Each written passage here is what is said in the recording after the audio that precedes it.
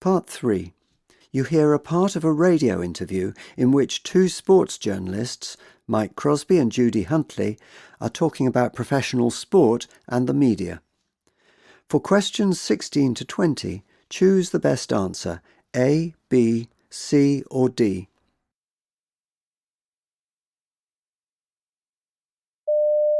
In today's show, we're talking about sport and media.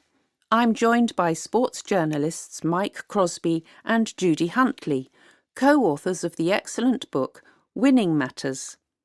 Mike, you're also involved with the Heroes Awards, which will be broadcast live on TV next month. Yes, it'll be a novel experience for me. I usually earn my living from behind a computer screen, not appearing on screen.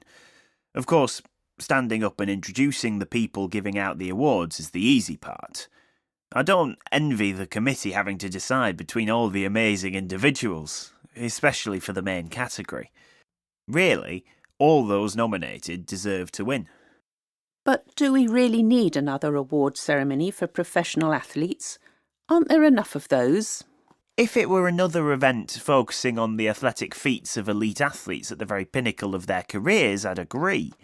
As accomplished as those individuals are, they already gain plenty of recognition. But the Heroes Awards are for incredible performances that just don't get the media's attention. And mainly, the spotlight will be on the unsung heroes of sport. I'm referring to all the people behind the scenes that ensure sports in this country run smoothly.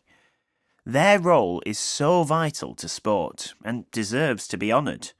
And not just in mainstream disciplines like football. Think about all the people giving up their weekends to organise children's climbing events or to coach youngsters in minority sports like fencing. It's a shame the media doesn't cover these stories enough. Actually, sports journalism is at a turning point right now, I think. Its profile is higher than it used to be, and most sports journalists are respected now as writers. And the profession's becoming accessible to people from all sorts of backgrounds, which is vital. In fact, that's why athletes are more willing to open up to us now. But here's the issue. Is sports journalism as objective and impartial as it used to be? Powerful sports associations are so closely affiliated with media corporations now. So editors put pressure on journalists to change stories that might portray clubs or athletes in a bad light. And we can't ignore how commercialised professional sport has become, especially the mainstream disciplines, to use Mike's phrase. Should we be concerned about that? Well, with the gulf between the top clubs and those with fewer resources, it's hard to make sweeping statements. Are athletes losing their hunger to compete because they're distracted by lucrative advertising deals? It wouldn't appear so, because the standard of sport is rising in our country.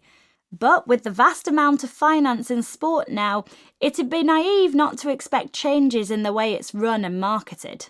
That's my fear. Many people can no longer afford to go and watch live sport or even pay to watch it on TV. Without these loyal supporters, we're losing what makes sport so special. You explored some of these issues in Winning Matters. It's your first book together, isn't it? That's right. Our different strengths complement one another. But hopefully, the book's very cohesive, rather than two distinct voices vying for attention. We knew there would be great interest in the subject, so we wanted to do it justice. Our reputation as journalists gave us access to many people. Everyone agreed to talk to us and put their trust in us, which was great. But we started to wonder whether we were just covering the same topics we'd written about before. We probably both lost some sleep about that, but actually I'm very happy with what we've produced. You should be.